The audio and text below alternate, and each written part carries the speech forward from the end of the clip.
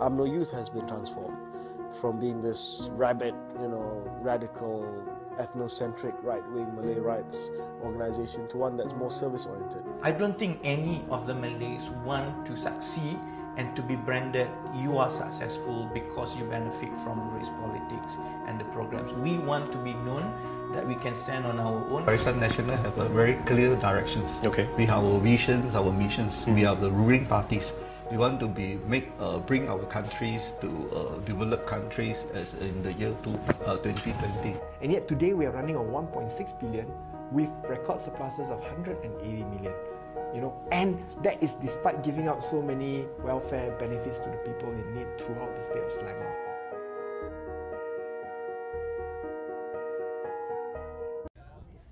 Malaysians all over the world flocked to various Malaysian consulates to cast their postal vote for the first time ever.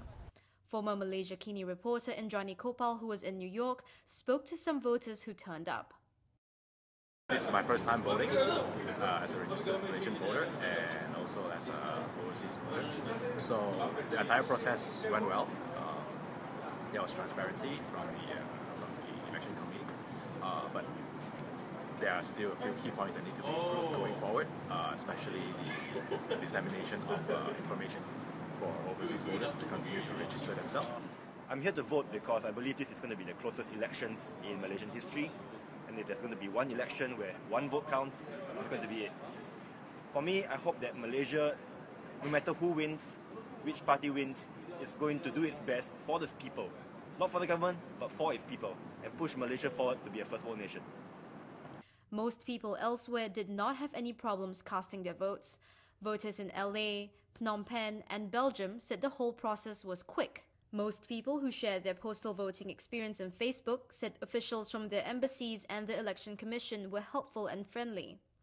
Although it was not necessary, embassy officials in the Netherlands and Pretoria, South Africa, even went above and beyond by providing yummy Malaysian food to voters who turned up.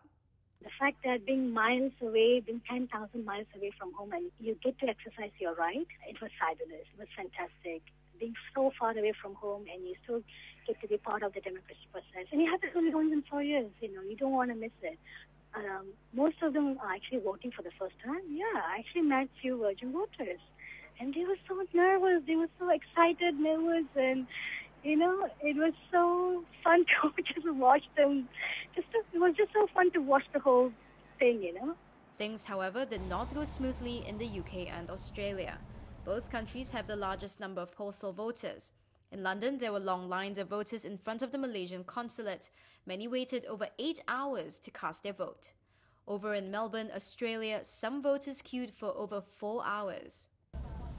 Those who have registered to cast their postal ballot but have not done so may still collect their priority envelopes at the relevant embassies from April 29th to May 5th.